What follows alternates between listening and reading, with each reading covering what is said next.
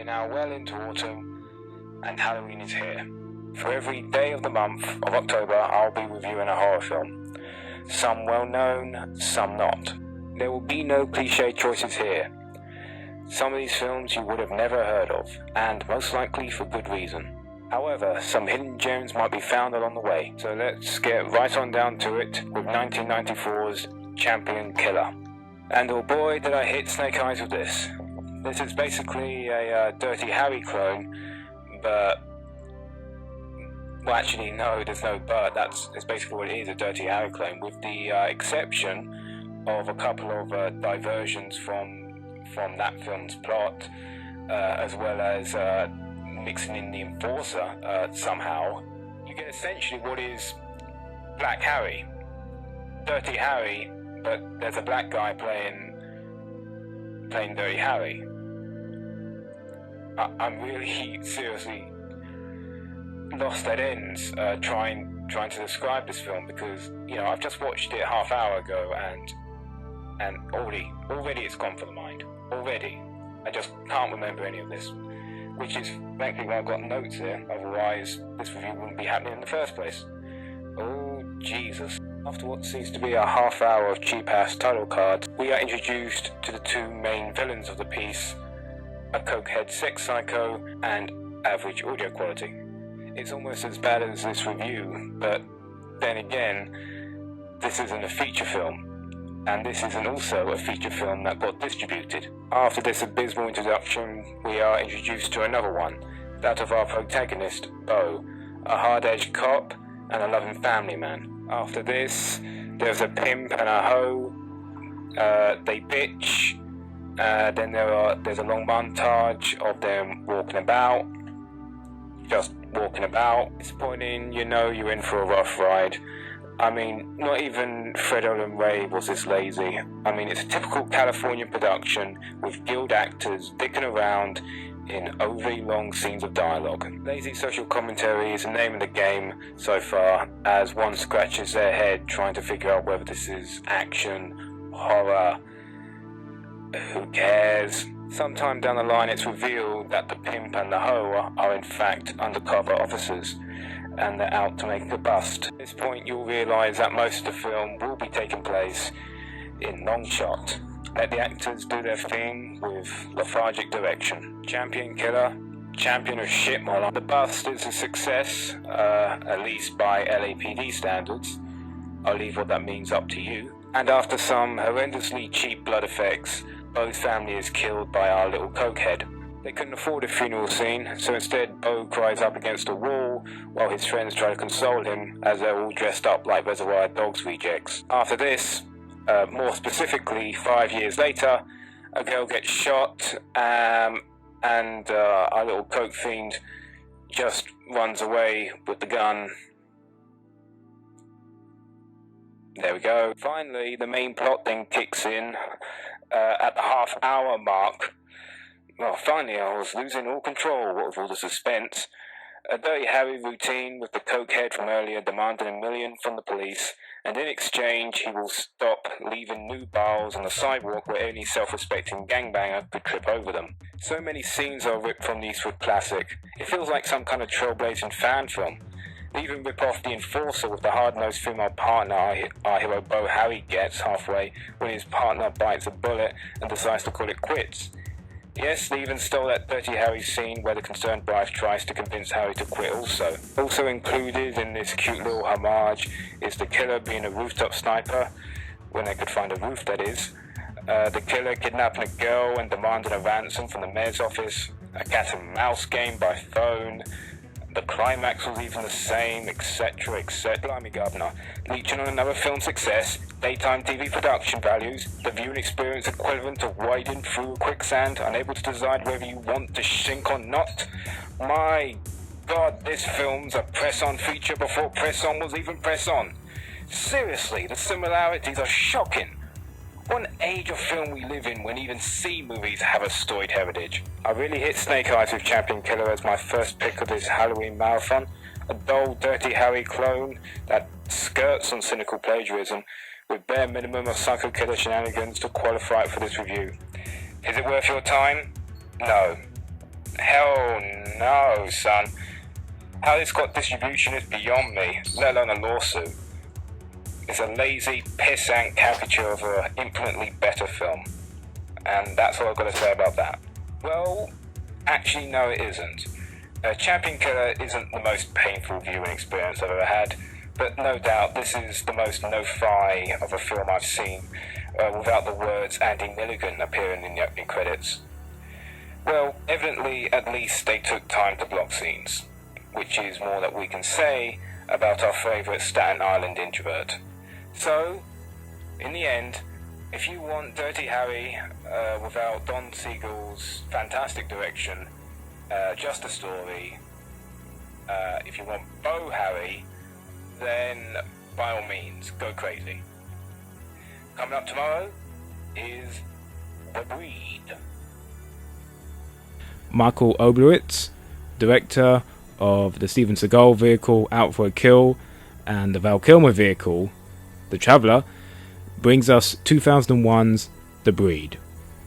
This is the third film of Oblowitz's that I have seen, and I can tell you now, for his love of Dutch angles, quick cutting and techno music, that I am dealing with a very 90s director here. Very 90s. Set in a dystopian future where a police state detective is forced to partner with a vampire in order to catch a psychopathic bloodsucker. They have to do this before it can sour newly formed relationships between vampires and humans. I can practically hear Max Landis jerking off into his patent socks as I speak to you right now. Well, at least that explains his hairdos. The Breed is a very art direction led film.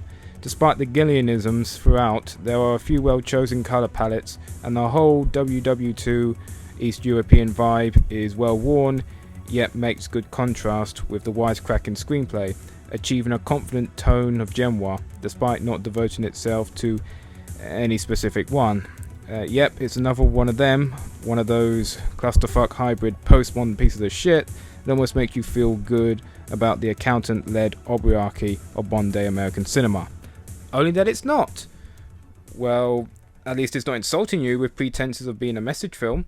Entertainment is the name of the game here, and The Breed plays a fun one at that. A neat little detective story with a modernist post-war atmosphere and a postmodernist, yet unobtrusive or fucking obnoxious reconfiguration of gothic tropes to meld with the film's dystopian shenanigans. However, it's not all good, with some atypical 90s rave editing going on during the action scenes, which makes the action seem indistinct in some places. You really don't know what's going on. There's also some attempt to develop some distinctive characters, but such practice is commonplace in murder mysteries. That's why such a narrative template was popular to the postmodernists, and still is now. Their obsession with the celebration of individualism, of a political idealism or ideology, was perfect for the murder mystery. It was a perfect fit, and such made a perfect platform for their approach. However, The Breed is not an innovator, and has no illusions as to being one. Though there are some major gaps in the narrative, the film's full of crowd-pleasing chutzpah, good special effects, an intriguing enough mystery, a well-realised alternate history setting, for a 90-minute story that is, and you have quite an underrated post-Matrix thriller from the very early 2000s. So, is it worth your time? Well, if you look back fondly towards 90s hyper style and what the genre films had to offer back then check this one out. You won't be disappointed.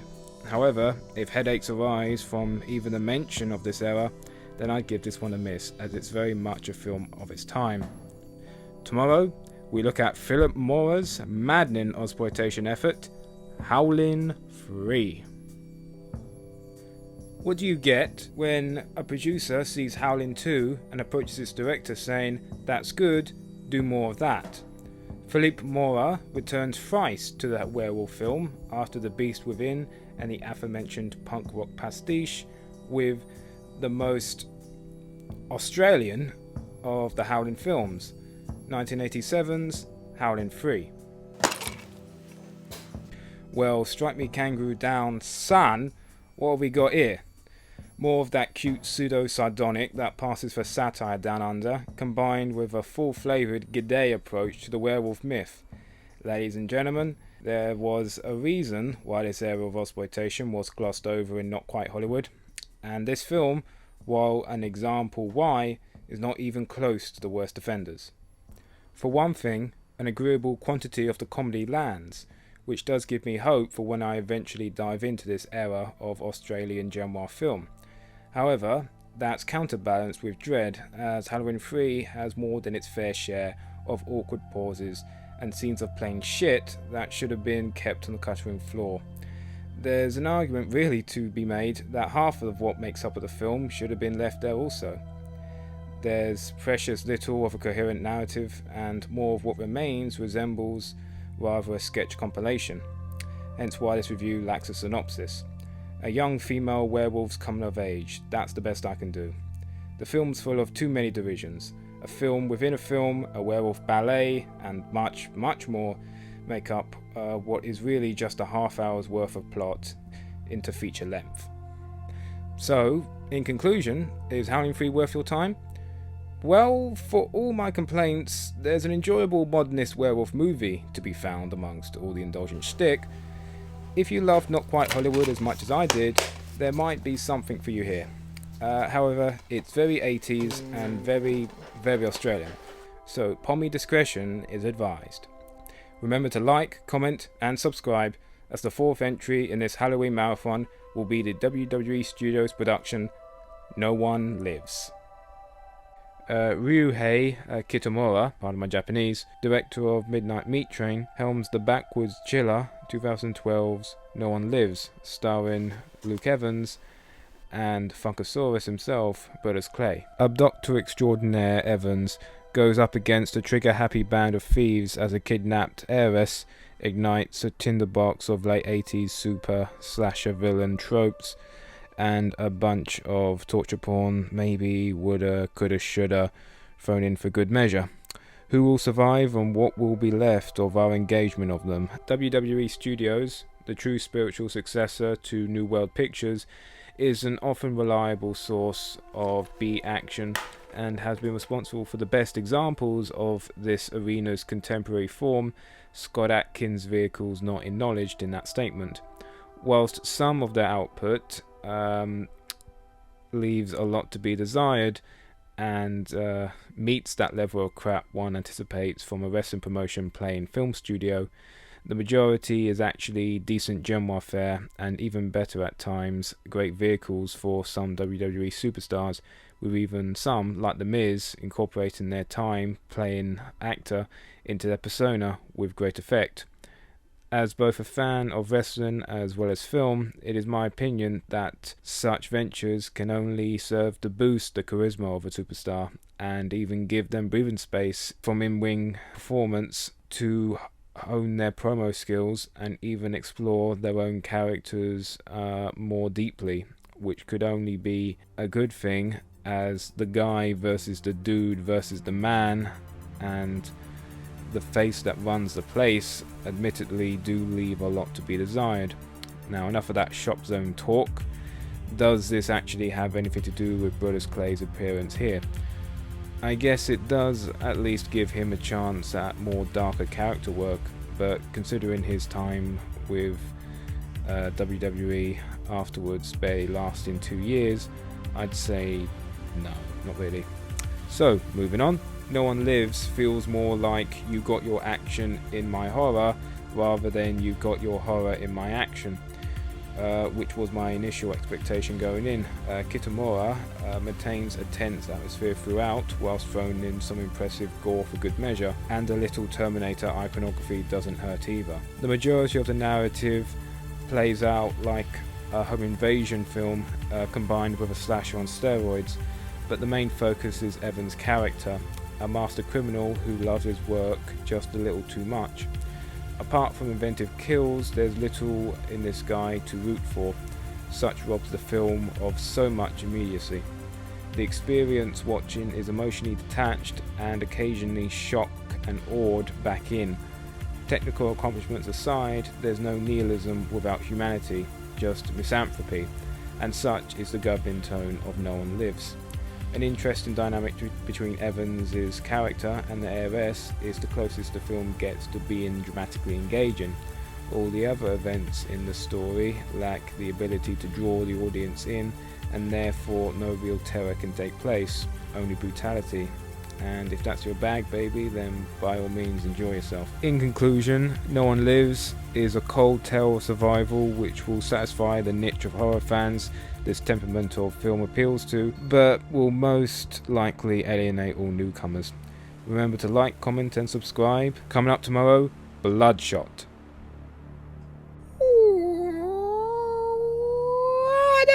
Raoul Gerard directs one of British film's few domestic stars, Danny Dyer, in the paranoia thriller Bloodshot.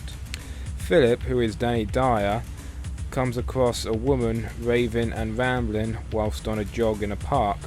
He offers her to come back to his house to freshen up, an offer he soon regrets as hysteria and suspicion creep into the atmosphere, and much, if not all, become very unclear. Blimey Gov, is he a psycho, ain't he? Dyer has always been a mismarketed personality. His early successes with Human Traffic and the works of Nick Love unfortunately pigeonholed him very early on in his career, and due to him cashing in somewhat on his Hellraiser reputation, he has now been forced into a place where he doesn't necessarily belong. Dyer is a good character actor, but unfortunately, either due to a lack of competition, or dare I say interest, too few have accepted him as a bona fide homegrown film star, despite what some in the industry might think. Bloodshot is another example of decent work by Dyer, but not enough versatility to carry a film.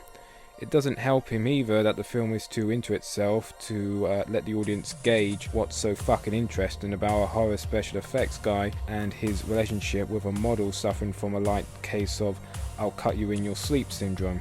At least the film's aware of the crapitude of the main plot by offering some derisions. However, they are just as obnoxious as the main focus they were detouring from. Most egregious is the FX team Philip is a part of. His co-workers and their banter only serve to pander to the most smarky and cancerous of horror film fan with its tiring and derivative meta humour. Either that or writer, producer, director Gerard is trolling his own audience by turning their own tastes and expectations against them as a cheap and cynical attempt to elevate his own work above its competition. This is the last thing Bloodshot needed. A film that already thinks it's smarter than it actually is. Now it has to add patronising its demographic to its list of sins. Included also is its god-awful pace. And this is fucking model and American or not, Gov? Your guess is as good as mine, son. Ooh, bitch, eh? Okay, I'm starting to be a bit too harsh here. There are a few tense scenes and the central mystery is subtly built up with a satisfying enough payoff, I guess. Dyer also pulls off the likeable dweeb adequately in some scenes. It's a shame that I associate him with so many of his previous stock macho roles, as it distracts from a good performance. But there you go. In conclusion, Bloodshot is a shit psycho thriller and an even more shit love story. Sorry Dyer, but you can do better. Coming tomorrow, because I hate myself, more British genre with The Last 7. Ah, well, cool, blimey, governor. It's lonely in the big city now, innit? End of the world shenanigans today as we press on. Aha! With a look at another Dyer horror feature. Ladies and gentlemen, The Last 7. 28 days later, Simon Phillips wakes up to find he's the only person left in London. Or is he? After some admittedly impressive shots of a desolate and barren metropolis, Phillips starts to lose his mind, understandably, as he wanders the empty streets, possibly for hours, before he meets other survivors. Henry, Jack, Chloe, and for the life of me I can't remember how many more, band together to help each other find their brains, whoa yeah, and find out what the hell's exactly going on. Though I've slagged them off a fair amount, the output of press-on features all have that professional veneer and commercial incentive which at least give them a watchability of some sort. However, the quality and story varies greatly from adequate, like in Dangerous Mind of a Hooligan, to the downright insulting with Riot, which without a shadow of a doubt is one of the worst films I've ever seen. What makes press-on features so insulting to me personally is that their capacity for shit far outshadows their capacity for entertainment. The productions of usual suspects, Paul Tanter and Simon Phillips, always seem safe. They are the Middle England of genre films. I can't really fault their productions on their technical aspects because they produce quite good looking features, admittedly. I mean, you don't make over 10 films in this cottage industry without a little pride in your work, I guess. Yet, there's always something missing from their films. They have no bite. With the exception of their hooligan films, and even that's debatable, they don't move the genre into new and interesting areas. A Londonization of a genre is the best you can hope for in a press-on features production, and that's just sad. It's even sadder when a production company's best is just half-assed, yet their worst is fucking offensive. But apples and oranges, Gov, and all that shite. Could do better, but don't. Moving on. The script just isn't good enough to carry the film, and the slightest of scares come from the other, more decent craftsmen and women on the production doing a good job. There's good sound design, good editing in places, good production design, but what's all it in aid of? Just some lukewarm dreck that would barely pass nowadays as a Channel 4 production. Channel 4. Another reason why Thatcher's 21 gun salute should have aimed at the coffin. For fuck's sake, I'm 22. The story of The Last Seven goes nowhere. Fast. Whether out of losing backers or fucks to give, the film takes potentially promising directions and then reminds itself it can't afford that and opts to go after some lazy-ass ghost story bollocks. It has more of a clue of what it's trying to do than yesterday's Bloodshot, though, which makes it slightly less egregious, but not that much. Whereas that film's problem was overreaching its ideas, The Last Seven has the exact opposite problem of underreaching. Not patronising, but dull. Just a very, very bad film. Avoid. Oh, I don't make this any easier for myself, as tomorrow I look at a late period effort from one of my most hated directors, Brian De Palma's Raising Cain. Brian De Palma directs John Lithgow and Alita Davidovich in the 1992 thriller Raising Cain. De Palma is a strange cat whom yet I've not fully figured out yet. His films offer complex yet unrewarding viewing experiences. They seem to be exercises in mindfuckery just for the sake of it. There's not much realistic human emotion on display. Whether he's just a smarky New York technician or Hitchcock emulator is anybody's guess. I mean, Hitchcock never made a full-blooded gangster film. If he did, would it resemble Scarface in any way? Would the Pacino classic even exist if this was the case? Who the hell knows? Back to Raising Cain. The film's not without its moments. The flashback scene in the hospital between Jenna and Jack is especially potent. To tell you the truth, it's only after this, at the half-hour mark, does the film begin to find its stride. One has to stop caring about these characters before the film can finally become enjoyable. Such is the case of the auteur. When a director sacrifices visibility for total creative control, they take their film's humanity with them, as the picture just then becomes inevitably about themselves and what they care about. I mean, it's possible, I guess, to be a humanist and a visionary, but it takes an individual of great and rare character. I mean, not everybody can be Adam Clark. Thankfully, though, De Palma brings a bag of tricks with him to Raising Cain, and a fun one at that. The central character of Cain, for instance, despite steeped in psychoanalytic voodoo, is a quite literally multifaceted so-and-so that you end up loving to hate. This has a lot to do, though, with the majority of the film taking place in his mind. Character and form, as is the practice in postmodern art, become one, and the film becomes as illogical and neurotic as its anti-protagonist. Actually, the more and more I watched the film, the better it got. Though, an unfair comparison somewhat, this is the antithesis to yesterday's The Last Seven. Raising Cain takes a good idea and runs with it. Plausibility is damned as the pace racks up to the eventual climax, and thankfully the ride along the way is a fun one. In conclusion, Raising Cain ain't half bad. Personally, I enjoyed the game of wits I played with De Palma, for once, and now I have a thriller of his that I like. Halloween is for sure the most wonderful time of the year. Remember to like, comment and subscribe, as tomorrow I delve into the most famous non-zombie film from a one George A. Romero, 1973's The Crazies. Featuring the greatest hits of 1970s anxiety triggers, today's film is the George A. Romero obscurity, The Crazies from 1973.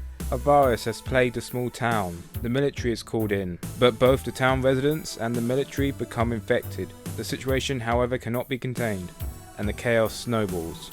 Crazies was a transitional film for Romero. Settled in between Night of the Living Dead and Martin, the film displays an evolution in progress for the horror director, from innovator to visionary, culminating, of course, with Dawn of the Dead. The Crazies is evidently a more confident film than Night, despite it being less balanced.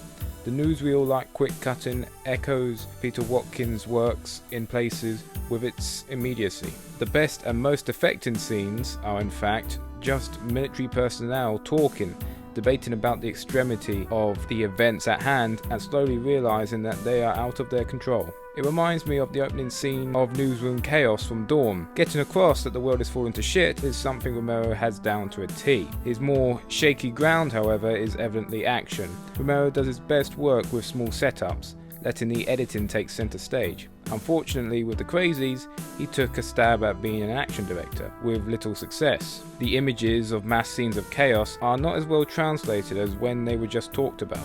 In fact, I can't believe I'm saying this considering the sort of shite I've just recently reviewed. If the Crazies spent 3/4 of its running time in the makeshift war rooms rather than follow an unremarkable couple's shaggy dog tale of survival, we might have been dealing with a classic here rather than just an above average B-movie. In conclusion, The Crazies is a good film. It's a perfectly serviceable 70s genre film that you're probably gonna have fun with. It's a shame it's not up to par with Romero's other works, but trust me, the average of Romero often surpasses the best of most. Remember to like, comment and subscribe. Tomorrow's film is Joe Dante's The Burbs.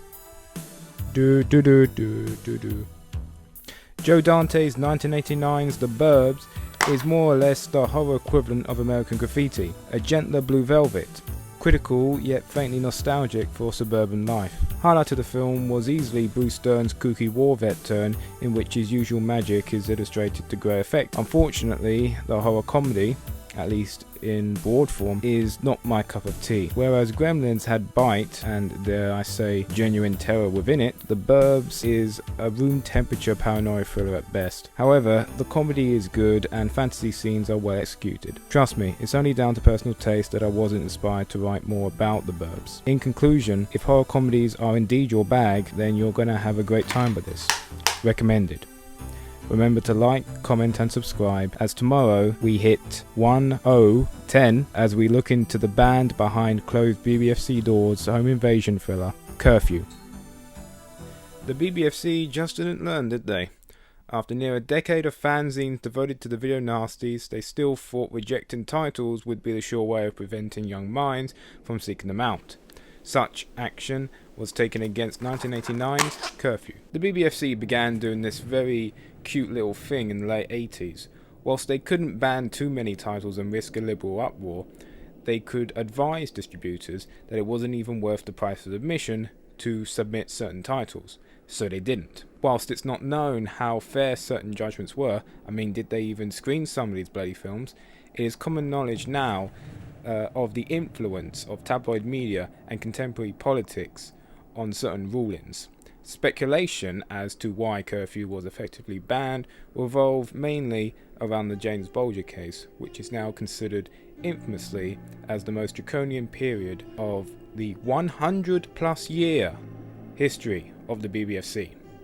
Dark, dark days, which are now thankfully past us, for now, as Curfew is now readily available at your local kegs for a fraction of a cup of Costa next door. Was there possibly anything else, though, that irked those moral guardians?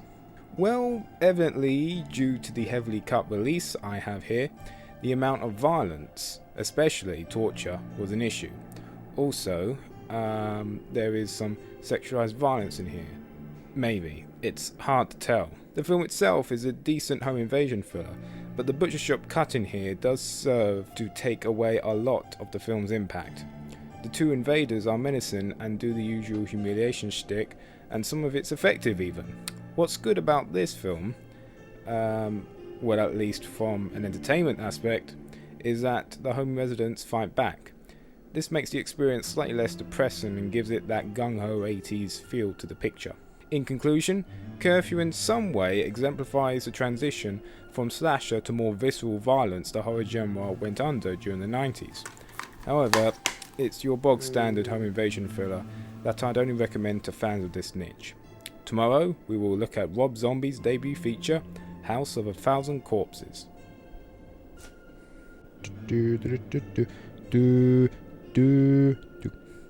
Sid Haig stars in Rob Zombie's House of a Thousand Corpses from 2002. Love him or hate him, there's no doubt that A Thousand Corpses is a most confident and assured debut from Rob Zombie. All his trademarks are here and on clear display. Music video editing, 70s pastiche, Servant pastiche, his wife's arse, and of course, everyone's favourite, living, breathing caricatures that fall into two classes, sociopath or uppity ponce is gonna get it, talking about nothing but pointless meandering crap. Yep, there is sure no doubt who directed this. One thing A Thousand Corpses does show is that Zombie has the capacity to evolve as a director. Though the only other film I've seen of his is The Devil's Rejects, that film displays much more ambition than A Thousand Corpses does. For a while, when it lasted that is, Zombie took his success and ran with it, and A Thousand Corpses was a good start. Though at times it feels overly edited and produced, A Thousand has that vicious black humour to it that, arguably, is the most enduring trait of director Zombie. There's an unspoken respect he has for his killers, yes, but I argue that he knows when to pull back and prevent the film, as in A Thousand Corpses, from steeping into that dark and uncertain tone of self-reverence, as evident in the films such as The Hillside Strangler. In conclusion, House of a Thousand Corpses might be a little too music video-like in its presentation for some horror fans, but it does have a maddening atmosphere of sorts. Of course, Rob Zombie fans are going to get a kick out of it, however, for the rest of us, it might be a little too assured of itself for its own good. Remember to like, comment and subscribe. Tomorrow's film will be the infamous Henry Portrait of a Serial Killer. When the slasher film was descending into self-parody, along came a motion picture that was to dictate the tonal trajectory of horror cinema that has arguably yet to be challenged. For October 12th, I review 1986's Henry, Portrait of a Serial Killer by director John McNaughton. The film's narrative consists of partnering serial killers Henry and Otis tearing an indiscriminate path of carnage through a series of targets, most of them female. A perverse love triangle, however, blossoms amongst the killing between Henry, Otis, and his sister Becky, and you can probably guess how that turns out. Though there were serial killer films beforehand, such as The Honeymoon Killers and Deranged, Henry was the first to channel the subject matter into an alternative, if not a direct response, towards the then dominant but fleeting slasher niche. Though Scream would give slasher films a slight shot in the arm, the writing was on the wall by then. The decade-long fad of good and evil, black and white, had run its course, and the nihilism of 70s horror cinema had returned with a vengeance, and now stripped of that previous one idealistic sin, social consciousness. The killer was no longer a metaphor or a campfire story. He was our neighbour. At last. Henry established the kitchen sink drama and heroin model that most serial killer films, those not directed by Uli Lamel that is, follow today. Or maybe Uli Lamel's films do, as this genre's effectfulness comes from drama and not prosthetics, as drama is the antithesis to genre. Genre is expected to be expected, drama is not. Such is the reason why the serial killer genre has always had a turbulent relationship amongst horror fans. It's never too clear whether they're dealing with a misunderstood style or just a series of cynical chancer directors exploiting an established demographic to get further exposure of their depressing, self-centered views. Henry is clearly not a result of the latter, and was indeed a sincere response to the contemporary horror scene. An assured vision is on display here, and there are things such as a boastful lack of bombast to the killings that suggest the film was attempting to release the horror genre back into the wild of the penniless independents. For instance, the film's devotion to realism can be seen as an influence on Blair Witch and a subsequent found footage genre, the serial killer genre's Midwestern cousin. The film was evidently made by people who loved the horror genre too much to let it be relegated to a passing joke amongst studio backlots. After all, it cannot be denied that after Henry introduced serial killers into the horror genre lexicon, then an influx in independent productions occurred throughout the 90s and early noughties. In conclusion, Henry can be classed as artsploitation, meaning that it exploited contemporary art house film trends in order to heighten its impact in its chosen genre, specifically aping the films of Wim Wenders. It's arty, but has enough evident signposting within it to classify it as a genre film. It's a solid, disturbing horror film that established whole new audience expectations for the horror genre, in which some are trying to be met to this very day. Remember to like, comment and subscribe. Tomorrow's film will be the World War I set, Deathwatch. Well, just as Putin calls back everyone to the fatherland, it's somewhat apt that today's horror feature is a war hybrid. Michael J. Bassett directs the World War I set horror, Deathwatch, from 2002. Amid the desolation of trench warfare, a few survivors of an English regiment await rescue in a deserted German trench. With one injured and everyone shell-shocked to buggery, the last thing they needed is an unknown force picking them off like flies. Cue the paranoia. The production values of Deathwatch are A+, perfectly capturing the sludge-laden hell of World War I trench warfare. Though the camera work is not flashy, it does not really need to be, as the production design is enough to get across an atmosphere of destruction and desperation. The characters, although stock for the war genre, are well acted and easy to like. Elements in the screenplay, such as class warfare and the like, also aid to give the dialogue some gravitas.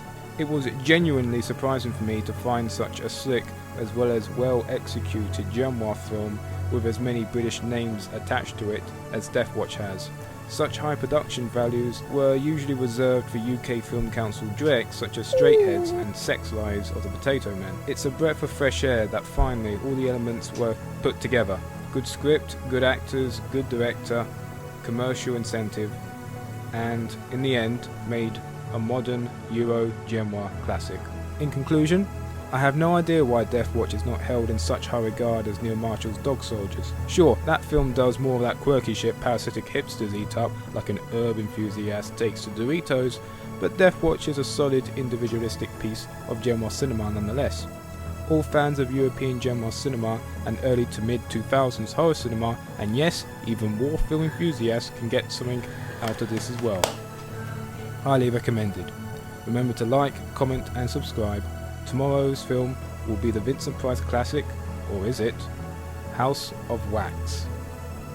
Vincent Price stars in the 3D extravaganza House of Wax from 1953, directed by André de Torf. Price plays a gifted wax sculptor whose accomplished works, as well as he, are burned in a fire by one of his backers seeking an insurance grab. Some years later, it is revealed that Price is miraculously alive and has opened up a new museum dedicated to murder with all too real sculptures of violent acts, past and present. All the while, murders are being committed by a cloaked figure. Are these two incidents in any way related? If you could tell from my light camp, I had quite a good time with this. House of Wax is camp, but not only so. The tone is perfectly set for such a gimmicky attraction such as 3D. However dated, House of Wax is an evidently well-crafted switch and bait between shocks and gaffes. Vincent Price is magnificent. I mean, just look at him. His natural charm and charisma makes the script's macabre wit fly off the page. Supporting cast, however, despite an early Charles Bronson appearance, do not bring so much to the film and are a stale low point of House of Wax. However, there's enough of Vinnie Price to go around to make up for these dry patches. Just about. Not even the screen presence of Price can help the fact that some scenes are clenching expo dumps, which feel like they belong in a 30s talkie. One of these scenes, however, between the love interest and her best friend, is so fetishistically shot that it feels like a stroke and a kiss away from the sapphic. So that was cool, I guess. In conclusion, House of Wax shows its age in a plethora of ways in terms of its narrative style. However, Price steals the show as the pathos-ridden sculptor and near single-handedly dictates the tone and quality of the picture throughout. The film is recommended to Vincent Price fans, Silver Age horror fans, and hell, maybe even 50s Hollywood fans will find something to enjoy here. Don't fall into either of these categories, however, and you'll find the experience probably coy and just a little boring. Remember to like, comment and subscribe. Tomorrow's film will be the one mid-2000s slasher film that wasn't a sequel, 2007's Sickle. Something is haunting a Texas slaughterhouse, and it's not what you think it is. Just about. Paul Gagne wrote and directs this, the most sincere exploitation, The Slaughterhouse Massacre, or Sickle for its UK release, from 2005. Marty Sickle was the prime suspect in a rape/murder case, but there was nothing against him, so he was let go. The boyfriend of the victim, unconvinced, gets his mates together to perform a little kangaroo court, which ends up with Marty dying in the end. 10 years later, a couple pounds of flesh walk over to the slaughterhouse to see what's there. When they're there, well, you can probably guess what happens. From the first opening sequence, which probably was conceived by God as it felt so fucking good, it is evident that this is the good kind of trash. The pre-1997 exploitation that showcased gratuitous youth culture, with some tits and mutilation along the way. Some negatives though. Editing in Sickle is absolute garbage due to the mixture of ill thought out blocking and a total lack of usable coverage. The result is a languid pace that becomes evidently so within the scenes where the right amount of footage was shot and things feel as quick as they should be. To be then shot back into Ted V. Mickles territory can be described, at best, tedious. The stock sound effects and miserable colour grade don't help things either. At least the footage meant to be shot from a camcorder was authentically low res, probably because it was. In despite of this though, Sickle holds a tense atmosphere once it gets going. Well, it has to, I guess, as the kills are few and executed to a spastic degree. The lore of Marty Sickle is also interesting and consistent. It does the basics right, that's all I can say. In conclusion, Sickle is both irritatingly and enduringly inept. The very welcome gratuitous sex is unfortunately not enough to save what is merely a subpar, poorly produced slasher. A very much so throwaway film. Avoid. Remember to like, comment and subscribe. Tomorrow's film is Catherine Bigelow's Near Dark. Today's horror is Catherine Bigelow's modern, for 1987, vampire movie Near Dark. In the American Southwest, country boy Caleb is bitten by a girl he picks up, and before he knows it, becomes an angel of the night. The girl takes him along with the vampire gang she hangs out with and teaches him how to survive his new life. Meanwhile, Caleb's family tries to find him. Near Dark may be just the Lost Boys of the cynical half of the 80s, but it's infused with a Tangerine Dream score, which for moi at least always gives the film a 2-grade advantage, as well as Bigelow's utter authority with her direction. Near Dark showcases her smash-mouth yet nuanced style that makes Bigelow a full-blooded action director, yet Oscar caliber at the same time. The film gives you a lot to be excited about, too much to be described in a drive-by review such as this. What I will say is that the film is devoted to modernising the vampire myth, and rewarded for doing so, and it's better than any vampire shit that's come out in the 21st century, blah blah blah blah. The Breed was an exotic starter. Near Dark is the main course. In conclusion, Near Dark is a film waiting to be remade, and God help us, because despite the film's assured yet dated style and highly flexible premise, the last thing we need right now from Hollywood is another reminder that it's only because they have enough money to advertise their year in year out output of shit that their blockbuster model hasn't gone under by now. It will, eventually, and the aftermath ain't gonna be pretty. Well, at least we'll have the memories. Remember to like, comment and subscribe. Tomorrow's film will be Wes Craven's The Serpent and the Rainbow. Roughly 5 miles away from the zombie-free shoot, Wes Craven directed his take on the subject of voodoo, 1988's The Serpent and the Rainbow.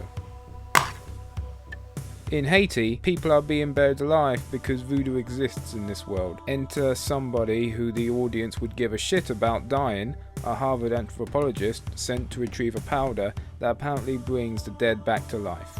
Cue the voodoo that others do. So, Serpent is an interesting mix of classical and Bronze Age interpretations of voodoo myth. The dearly departed Craven, who is a more political director than he's even now given credit for, adds political tension and a lot of social commentary to the mix. Though his filmography and myself have never met eye to eye, I can't say that Craven doesn't put the outside world into his films, and Serpent is no different. The tension of the narrative relies upon whether or not the dead won't remain dead due to magic or some undiscovered natural wonder drug. Such allows paranoid fantasy, or is it, to be near seamlessly woven into the jungle adventure shenanigans. The film has the feeling that it's very much a novel adaptation. Not including the use of voiceover, there is no visual command evident in the picture. This is atypical of Craven's style though, dating all the way back to Last House on the Left. Shoot the film in a naturalistic, almost pedestrian-like style and let the script do the talking. Such an approach robs the audience of any take-home moments, but admittedly, it does allow the story more room to breathe. In conclusion, Serpent and the Rainbow is overall more an adaptation of the book rather than a full-fleshed Wes Craven film. The dreamscape climax, however, can clearly be identified as post-Nightmare Craven. That's the exception to the rule though. The rest of the film lacks any of Craven's characteristics. What Serpent provides is a satisfyingly enough horror potboiler that has enough interesting images and ideas to grant at least one watch. Remember to like, comment and subscribe. Tomorrow's film will be What Lies Below. From director Don Sharp of Psychomania fame comes the subterranean horror What Lies Below from 1983. In South America, Clayton and George, two army birds, take on a mission involving installing powerful radio transmitters within an unexplored cave system. Once the expedition gets going, it's not too long before they realise instead of discovering, they might actually be trespassing. What Lies Below is an unconventional horror film. Starting off like a macaroni combat film that time and suitable storage conditions forgot, it then quite literally descends into proto-descent territory. Such a general switcheroo was not to become cool for over a decade after the fact. Scarecrow's not included in that statement. So much makes What Lies Below a unique and interesting genre film for its time. An all too common blend of British storytelling craft and American pragmatic narrative drive. The fact that I'm not giving away too much of the plot, unlike another Hollywood DVD release I reviewed, should say how much I'd like this film to be seen by others. Some negatives though. What Lies Below, for all its uniqueness, can at times feel atonal, not knowing what kind of film it wants to be. Elements do clash, such as the high concept story, yet the contained and claustrophobic environment, probably due to a small budget, means that there is a lot of talking heads. The action scene at the beginning does a lot to put one's radar off, anticipating another burst of excitement long enough to set up the situation and get the exposition out of the way before the real story begins. A smart move, but still there is too much talking in this. There is also a little dimension lacking in the characters, and some dialogue at times unfortunately comes off as stotchy. But it's never too evident, and the characters are perfectly functionable for a 90-minute film. So that's more down to a question of taste, whether the type of storytelling applied in What Lies Below will hinder your enjoyment. In conclusion, What Lies Below is a good horror yarn, 85 minutes or so of solid genre storytelling. It might not have a message or heightened emotions, but nonetheless it's assured, confident, classy fun. Recommended. Remember to like, comment and subscribe. Tomorrow's film will be the early 2000s zombie effort, Biohazardous. Zombie shenanigans today in 2001's Biohazardous by writer-director Michael J. Hein. Confession time! It hasn't been down to festive spirit that I've been reviewing a horror movie for every day of October. This is my shelf. It holds near 200 films and growing. So with the month of October coming up, I think, what the hell? Let's get 31 out of the way and then into the hands of my local keks again. The one film that started it off though was today's feature. By the cover, it didn't seem like your typical low-budget nonsense, but nonsense is indeed was going to be. Brain damage. What a premonition. Anyway, so I always put it off. Until today, that is. Will it live up to its odd packaging? Let's find out. Hillside, New Jersey. Gentech, a research company, is doing something shady. Well, of course it is. So the locals kick up a fuss. Some kids are interested in what's going on, so they sneak in and investigate, but they soon wish they hadn't. Biohazardous obviously didn't live up to the hype for me. What it is an above average effort which showcases a love for the genre, if not a command. Minus the lab facility setting, which was unique for its time I guess, it relies a lot on stock characters and situations to get by. But therein lies Biohazardous' charm. It knows what it is and is partly confident about that. Relying on stock characters does allow the Gentek story, a well thought out one at that, to be revealed at a comfortable pace. The mystery of Gentek is by far the best thing about this movie. In conclusion, Biohazardous doesn't really stand out in any area. If there ever was such a thing as an inoffensive zombie movie, minus some timely social satire, then Biohazardous would be classified as it. Nonetheless, it's atypical for its horror niche, and it will find its fans amongst those who don't see good or bad, just dead people. So yeah, recommended to zombie fans. Everyone else though, you're better off giving this a miss. Remember to like, comment and subscribe. Tomorrow's film will be the Dan O'Bannon co-written Hemoglobin.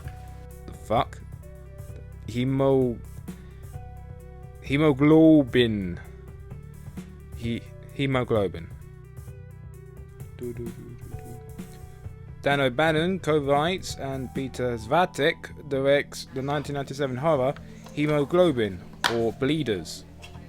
John Strauss is dying from a mysterious blood disease. He has traced his family back to New England. He and his wife Kathleen travel to an enclosed island, hoping that there resides the cure, but soon he'd wish he'd rather died. Or would he? From the get-go, it's evident that the script is of good craft and skill. O'Bannon and Ron Schubert obviously were the heavyweights in this production, and the classical narrative and near TV movie-like direction from director Svatek, which as evident from great yet minute moments of cinema, is a sign of restraint rather than ineptness. The cast is good, no one feels out of place, especially another wonderful turn from your boy Rugahara. The plot's fucking weird. It's got incest, or safe sex as is known in Japan, hermaphrodites, otherwise known as your mum, and subterranean communities, otherwise known as every town in Britain outside of the Holy Land and Empire. Such is a clash of Bronze Age and Gothic horror sensibilities, a bit with a little Lovecraft shoved in to keep things interesting. The type of storytelling in Hemoglobin is very novel-like. All the characters are quirky and have their own backstories, whilst the story moves from here to there without any thrust or real direction. Or in other words, it's a character-driven narrative, which works for some I guess. But in conclusion, Hemoglobin provides partial nudity and gore, combined with an interesting central premise and enjoyable enough characters. Its closest opposite number would be another O'Bannon joint, Dead and Buried. In fact, the personalities of both films are quite similar. So, if you dug Dead and Buried, no pun intended that is, chances are you'll dig this. Recommended. Remember to like, comment and subscribe. Tomorrow's film is Uli Lamel's sorta maybe, I don't know, autobiographical Boogeyman 2. It must be said firstly that this is the director's cut of Revenge of the Boogeyman. That's very important. Even though Revenge featured half of the first film's footage, Boogeyman 2 is something else. Barely any of Revenge remains, and footage shot sometime around 2002 comes along for the ride. Oh god, it's going to be one of those days.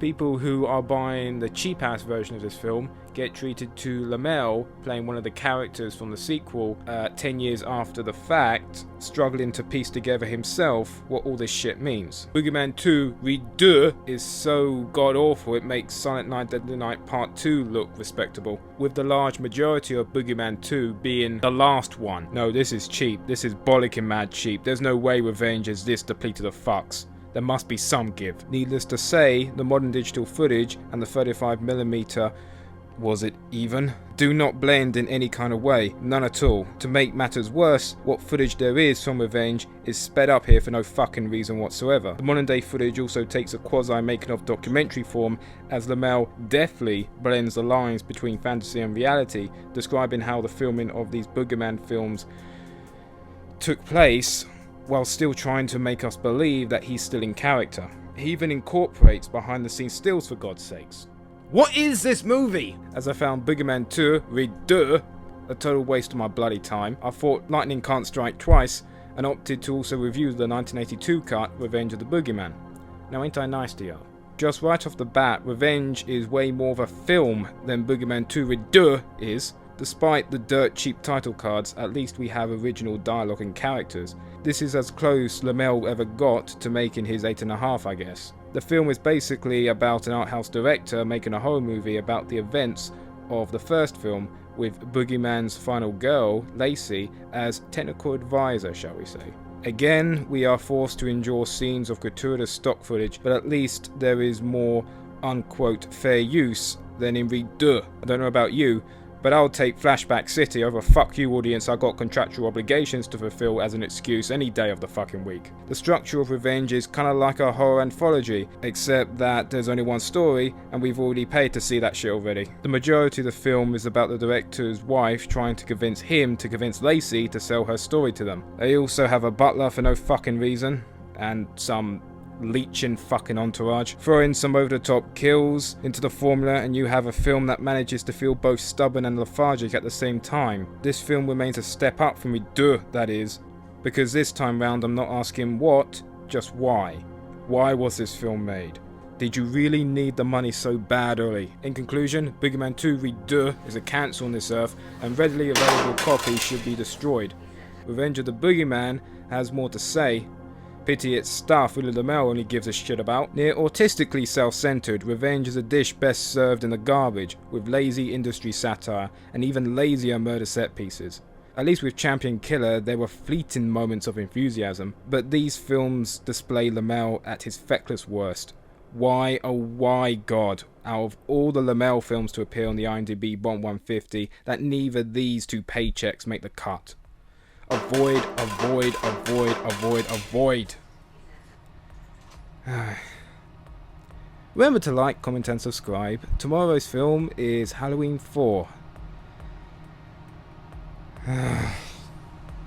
Well, after yesterday's meltdown, I had a nice rest, a good dinner, and I'm ready to bring it! Today's film is the third sequel to the Carpenter landmark, directed by Dwight H. Little, Halloween 4. 10 years after the events of Halloween 2, because let's forget about that other one, Michael Myers has escaped again after being transported from one asylum to the next. He seeks out to terrorize what is left of his family. Dr. Loomis has to do that thing again, you know, kill the bastard, before he does this. Sound familiar? Halloween 4 finds itself in an odd position, stuck between aping and subverting the original film.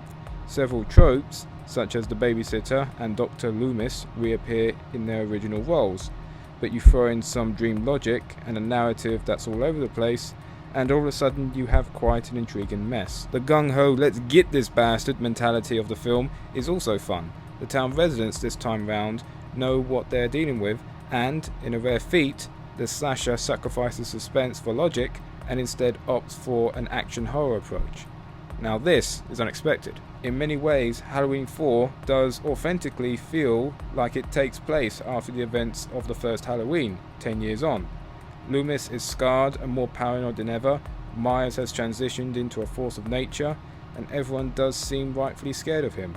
Then again, the slut character gets a shotgun shoved up her snatch, try saying that drunk, whilst you're busy writing such praise, and then you think, oh okay. In the end, Halloween 4 is kinda crap. I stress kind of. Admittedly, the stakes were against it. Made 5 or so years after a poorly received, now non-canon Halloween 3, and also within a period of self-parody for the slasher genre, it would have been a Christmas miracle if this film had lived up to the expectations still now set by the original. But it's enjoyable, kinda trashy, and does enough of its own thing to call itself towards a recommendation by yours truly. But be warned, this one's definitely an acquired taste. Remember to like, comment and subscribe. Tomorrow's film will be the sequel to the sequel, Halloween 5. Today's film is Halloween 5 from 1989, directed by, this is going to be fun, Dominique, so far so good, Ophian Girard. Ah shit, literally starting off from the ending of Halloween 4, Myers survives. No! No! And continues his hunt for Jamie. Cue more of the same. Yep, this is more of the kind of crap I expected from these sequels. The editing is atrocious in this, either through major post-production interference or that by the BBFC.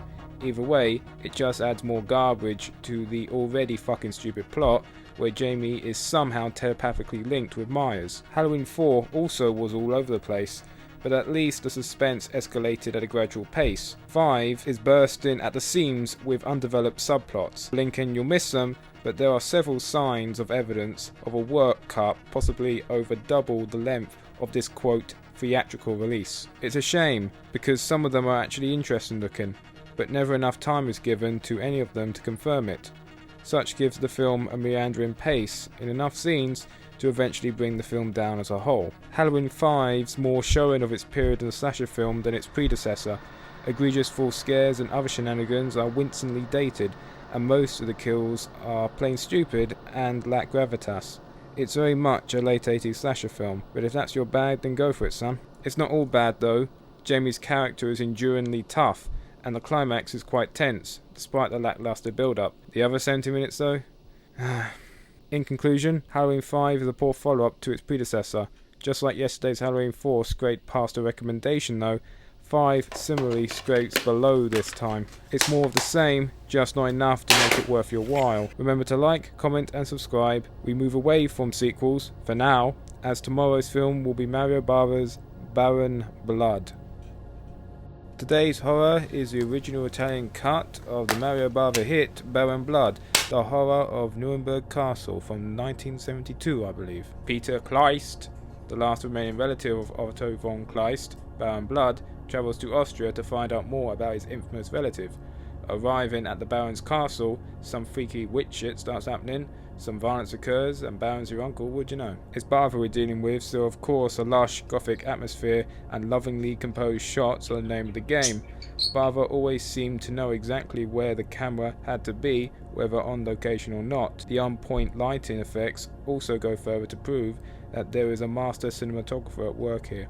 A master composer is also on the payroll, as Stelvio Cipriani's score seamlessly transitions between modern and classical styles and produces music that manages to keep up to pace with the already iconoclastic script that was responsible probably for such images such as a Coca-Cola machine in a Gothic spiral stairway. Both these great craftsmen, plus effective if obviously cheap special effects, make for constant engagement of the film, even when there are long scenes without dialogue. Though I do understand that this is not the default position one would have going into the film. As beautiful as the horror of Nuremberg Castle is, it might be a bit too slowly paced for some. Also the dubbing, of course. The fact that there is no natural soundtrack in the film will, for some, be a deal breaker. In conclusion, speaking for the Italian cut, Baron Blood, or the horror at Nuremberg Castle, is a more than fine gothic effort from Mario Bava. Bava fans will get what they want, Golden Age Italian horror fans will get what they want, others may find it a little boring, but it's so well produced, the pace and dubbing become mere schematics to the film's brooding and always present atmosphere. Remember to like, comment and subscribe. Tomorrow's film will be the first in a trilogy based off of the Stephen King novel, Children of the Corn. Today's film is Children of the Corn from 1984, directed by one Fritz Purch. Linda Hamilton and Peter Horton play a travelling couple who arrive in the town of Catlin, Nebraska, only to be trapped in the town by a clan of young cultists. Corn has an effectively sinister atmosphere that only helps to bolster its already excellent premise. Hamilton and Horton play a convincing and likable couple caught up amongst all this voodoo. The cinematography is also great. Well, it's Nebraska, what do you expect? Special shout out goes to John Franklin, who played the man-boy preacher Isaac, a very charismatic turn from such a young actor. Impressive as all hell. In the end, what else more can I say that hasn't already been said? Children of the Corn holds up really well 26 years on, despite some crappy CG. Atmosphere, tension, characters, violence even, is all executed to horrifying effect. A most chilling film. Recommended. Remember to like, comment and subscribe. Tomorrow's film will be the 1992 sequel, Children of the Corn 2, The Final Sacrifice. Today's film is the sequel, Children of the Corn 2, The Final Sacrifice, by director David F. Price. Taking place after the events of the first film, the bodies of the Gatlin, Nebraska residents are discovered. The neighbouring town of Herringford agreed to give shelter to the remaining children.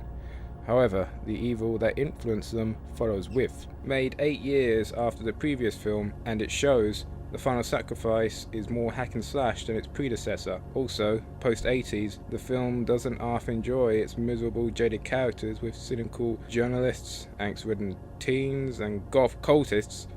Such weaves a misanthropic tapestry that Brad Jones would have a field day with. It's not all bad though. The added focus on the kills means much more imaginative and brutal grignole is on display here. And also, again, once more, the cinematography is great. Nebraska. Once more, special shout out goes to Daniel Litch, who scored this film. From the opening credits alone, this is by far the best score from a horror film I've heard in quite some time. In conclusion, The Final Sacrifice is a decent follow-up to Children of the Corn. Though it's primarily more a slasher film, it still manages to harbour most of the spirit of the original. The one true negative is that at times the pace meanders and the story feels more at place in a TV movie. However, that's not really noticeable for the most part. The film also finds some time for social commentary. The Final Sacrifice is a quality entry in a much overlooked franchise. Recommended. Remember to like, comment and subscribe. Tomorrow's film will be the Jason Goes to Manhattan of the series, Children of the Corn 3, Urban Harvest. Directed by James Dyer Hickox, with a surprisingly big budget feel, is the third Children of the Corn film, Urban Harvest from 1995. Two young residents of Gatlin are adopted and sent to Chicago, cause fuck the South, or was it? And then proceed to cause as much carnage as humanly possible. And then some. More pagan sacrifice bullshit on display, only with the assistance now of overly busy sound design and horror effects eccentric Screaming Mad George of Nightmare on Elm Street and Society fame. The story of the two adopted Nebraskans, brothers, is endurable as the two are shown to have a close bond. Combine this with a fish out of water arc and you have the atypically 90s family film somewhat successfully turned on its head. Aside from this, Urban Harvest is more of what we got from The Final Sacrifice, a supernatural slasher film with an inexplicably intricate subplot about corn. Bar some scenes of true bollocking madness, it's pretty much the same film as Final Sacrifice, only with a Chicago flavour. In conclusion, Children of the Corn 3, Urban Harvest is a good time despite its unoriginality regarding its relationship to the franchise. Fans of the Corn films might like this, but it might just be too concerned with its own mythology to be enjoyable as a standalone viewing. So, for God knows why, if you want to watch Urban Harvest before 2 and 3, you have been warned. Remember to like, comment and subscribe.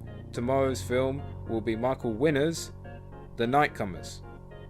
Rape scene maestro Michael Winner directs Marlon Brando and Stephanie Beacham in the 1972 British Gothic horror and a little SMV never hurt anybody like The Nightcomers. Nice damn countryside 50 Shades of Grey shenanigans going on here as Brando plays a malevolent Irish servant, cause aren't they all gov, or Peter Quint.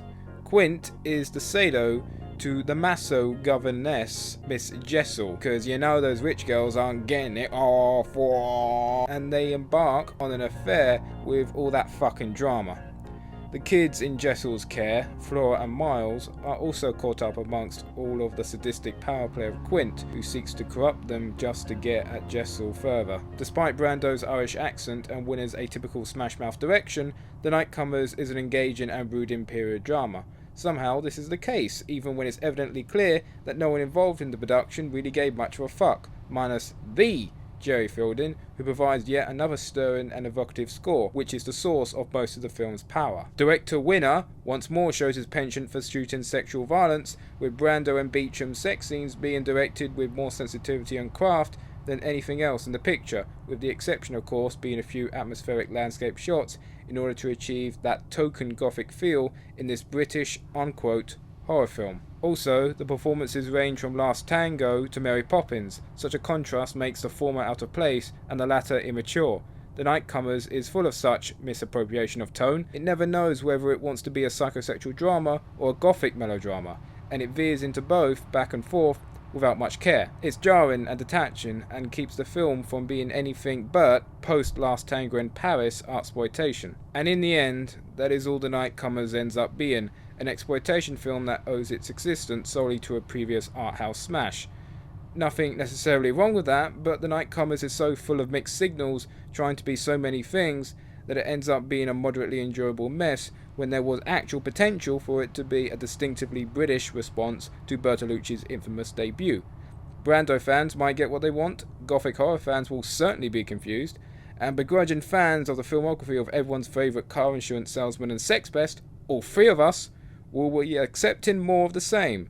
Blunt-edged pop-shock filmmaking that veers into the psychotronic on pure stubbornness alone. Everyone else need not apply. Remember to like, comment and subscribe. Tomorrow's film will be the Edgar Allan Poe inspired giallo from a one Sergio Martino, Your Vice is a Locked Room and Only I Have the Key. Today's film is The Black Cat, Italian style, in Sergio Martino's Your Vice is a Locked Room and Only I Have the Key from 1972. Oliviero, a drunken decadent writer suffering an immense block, passes the time with wild orgies and abusing his long-suffering wife, Irene. That is when he's not mourning his late mother. This pleasant routine he finds himself in is shattered when several brutal murders start occurring around him and he finds himself to be the prime suspect. Your Vice deftly blends Poe's Gothic stylistics with that of the giallo. Your Vice Italianizes Poe in the way Shogun Assassin Americanizes the Wolf and Cub series, blending cultural sensibilities in a way that ultimately makes a more universal yet engrossing product. Both Gothic fans and giallo fans will find something to like here. The characters are all broken, jaded scum, and are typical for the giallo despite some uncommon racial diversity. Thankfully though, their wit and the overall dominant foreboding atmosphere makes them engaging nonetheless. The quality of the production in Your Vice is A+, even when marked against Martino's already impressive resume. Bruno Nicolai's score fits like a glove, everyone is dressed like they're ready for the catwalk, and the camera work is lush and refreshingly ambitious. Based on pure aesthetics alone, this is a hard film not to like. One complaint though, the story, on more than one occasion, takes a few meandering divisions, the Balerian prostitute and Edwidge Finench's male squeeze being a few examples. Sure, that makes sense with the narrative, but tell me, what is Gothic in the slightest about dirt bike racing? This is where the giallo in the story takes over, and since the Gothic atmosphere is kept so well, these scenes can only be felt as jarring.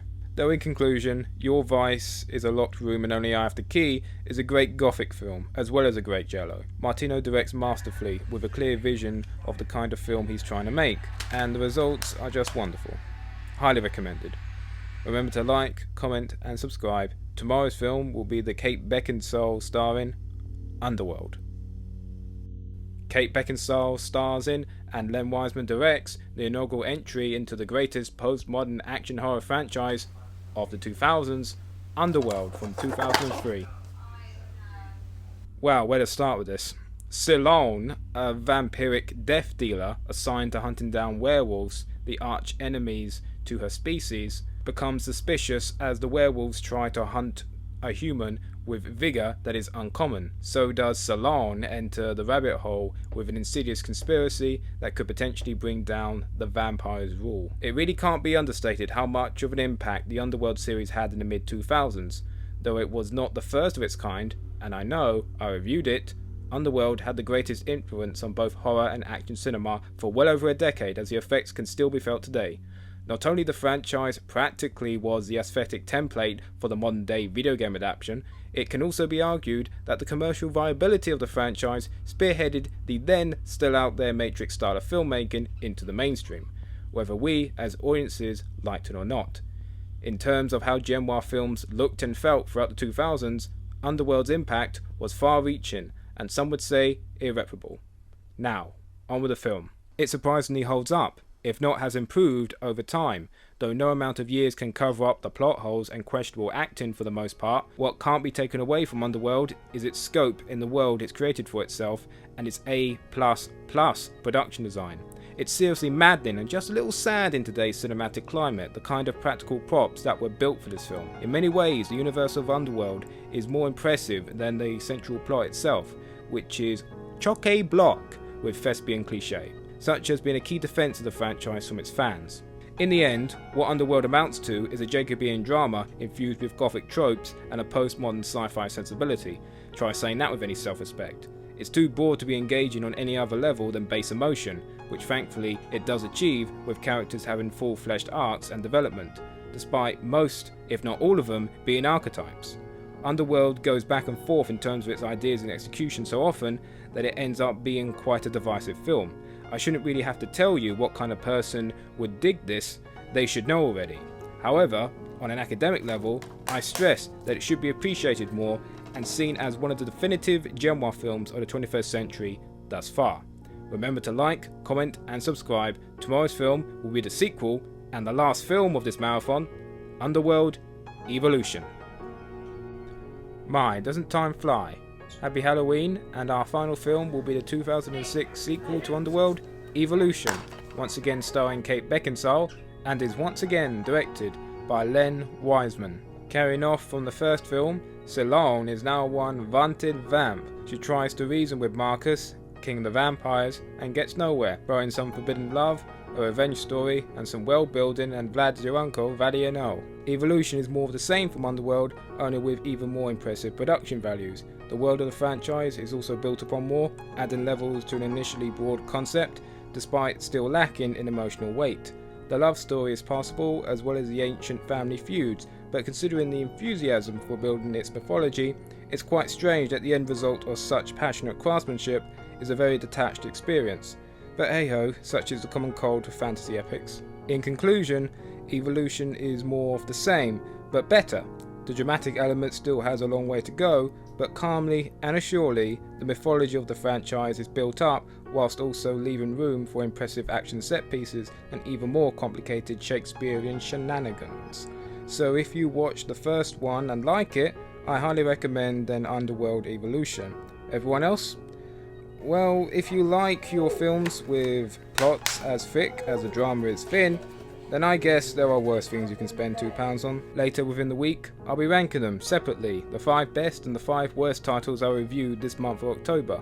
You can also look forward to, from me, several new series as I cover games, films, fuck it, even wrestling, if I feel like it. Can't have what culture hogging all the marks now, can we? I hope you have had a great Halloween and look forward to the next one, as I'll pick up where I left off with the second sequel of the Underworld series, 2009's Rise of the Lycans. Hello and welcome to my countdown of my 5 favourite of the 51 films I reviewed over the month of October. I kind of fared well with my selection, a few didn't even make the cut, such as The Breed and What Waits Below. Interesting films, but not enough so to tickle my fancy. But still, I'd recommend you check them out. Now for that, as I count them down, my 5 most favourite films from my 2016 Halloween marathon. Number 5. Raising Cain. This late period effort from Brian De Palma has as much of what makes me begrudgingly appreciate De Palma as what makes me flat out hate the man's work. His talent for suspense, yep, I said it, talent, makes up for his at times egregious narrative acrobatics. Some scenes don't work, some do, but the ones do, really, really do, and they outweigh the film heritage bullshit enough to make it my number 5. Number 4. Deathwatch. A confident blend of the war and horror genres, Deathwatch has good acting and great production design. The tepid response by the critics of the time still baffles me. I chalk this down to the apocalyptically bleak tone. War is hell and hell's for real, and that might have been too much for some. But hey ho, that leaves the rest of us to appreciate the film's thick as nails atmosphere and at times clever integration of a slasher formula into a World War I setting. Again, great stuff. Number 3. Children of the Corn. Though it made for one of my shorter reviews, that's only because I was too busy watching the film to do any notes. Corn has everything you want from a horror film. Suspense, malice, an evocative concept. It's truly hard for me to find a bad word for this film, minus the aforementioned crappy ATCG. Though it suffers at times from overkill, these moments are practically flickers in what is, on the whole, an exemplary picture. Number 2. Henry. One of the best films ever made about serial killers, Henry is undistilled, grim, nihilistic fun. Few horror films have ever achieved so much with so little as John McNaughton and co. do here. So effective was the effort that Henry had to wait 5 years to receive an uncut home video release, despite the violence depicted being nothing in comparison to other, more commercially successful contemporary entries into the horror genre. Context and tone. Such underappreciated mechanics within the horror genre to this very day are what gives Henry its powerful voice and the reasons why it's rightfully considered a landmark in horror cinema. And number 1, Near Dark. Mainly here due to its Tangerine Dream score, Catherine Bigelow's 1987 modernist vampire film is nevertheless a masterpiece. Bigelow surely must be seen as the female Michael Mann, and this is Bigelow's The Keep. Just like that other masterpiece, it has a singular aura to itself. Though Lost Boys comparisons wouldn't be completely absurd, there is truly no other film like Near Dark. The fact that such assured stylized approach and reverence for mythology would be implemented in that most cliché of niches, the vampire film, is almost unheard of in cinema, unfortunately. You could not hope for a more perfect marriage of art house and commercial sensibilities than you will find in Near Dark. Well, that's it for today. Come back tomorrow as I go through the worst films reviewed in my Halloween marathon. Remember to like, comment and subscribe. Thanks for listening. Hello and welcome to the countdown of the 5 worst of the 31 films I reviewed over the month of October. When I said yesterday that I fared kinda well with my selection for the Halloween marathon, what I was really meant to say was at least they weren't all as shit as this. The majority was nothing to shout about, but Jesus. Special shout out goes to Sickle or the Slaughterhouse Massacre. Such a poorly produced film, but the graphic TNA was just enough to shoo it away from this list. So here we are now, my thoughts as I count down the 5 worst films of my 2016 Halloween marathon. Number 5, The Last 7. For the first 5 minutes, The Last 7 seemed like it was going to be a good movie, what with the impressive empty streets of London and all that. This is why it's only 5. As for the other 75 minutes though, well, that's why it's 5. All the characters are thick, arrogant fuckheads, and of course with its TV movie budget, the film's narrative revolves mostly around them, unquote, individuals whom slasher fans would have problems digesting. The central mystery and the plot twists are also awful and seem only to be there just for the fuck of it. There is no passion here. There is no enthusiasm. It's fucking lazy TV standard Britsploitation 101. No one really wanted it, no one really wanted to make it, a total waste of people's time and money. Press on features. At least we talk a good game. You can. Number 4, The Nightcomers. Originally, I gave this a pass, but as time has gone on, this film has grown on me. Like a cancer. The film's god-awful acting now begins to haunt me, and as I reflect more so, the cynicism within Winner's direction becomes oh so more apparent. The camera work is lazy and uninspired, Brando is given near free rein, and a good moment out of him always seemed coincidental and without purpose. And finally, the gothic atmosphere is painfully forced. Not even once are you fooled into thinking the supernatural might be at play, which they suggest with utmost pointlessness. The Nightcomers feels very much like it sleepwalked its way into existence, much like The Last 7, but at least The Last 7 didn't feature uncomfortably ambiguous sadomasochistic sex scenes staged by a director who at best has a relationship with sexual violence that can be described as watermark. Miserable film. Number 3, Bloodshot. This most confusing and obnoxious effort has to be one of the worst films that I've seen Dyer in so far. It thinks it's smarter than its audience, and it fails miserably at that. Dyer's performance is only passable, and yet it manages to be the best in the film. Bloodshot's characters are too annoying and or despicable to be engaging, and that's pretty much where the film's problems end and begin. I was sidetracked by the film's meta, for lack of a better word, commentary on horror films, to think that the film could be doing more than trying to be a half-baked psychological drama, but any suggestion of dream logic being at play would be undeserving. Bloodshot is self-indulgent, pretentious, and unrelatable to anyone who wasn't involved with bringing it into existence. All round a petty, piss-poor effort. You know what Bloodshot has that Champion Killer didn't? A budget! Barely resembling a film, let alone a horror title, Champion Killer near made me give up the ghost on day one. The acting would be laughable if it was present, the special effects are beyond pathetic, and the narrative is not even original. It's the first Dirty Harry film funded with what might have been the equivalent of that production's catering budget. How this film got released outside of the state of California, let alone over here, will perhaps forever remain a depressing enigma. I want my 50p back! And number 1, probably no surprise to whoever heard my review of both cuts of Uli Lamel's Boogeyman 2. Whether it was the lethargic 80s original or the non-entity that was the 2002 director's cut, I'll be damned if I'll find another paycheck in Lamel's filmography that could come close to equating to the cynical, cheap-ass drizzling piss that is 2002 and 1981's Boogeyman 2. You know what Champion Killer has that either Boogeyman 2 doesn't?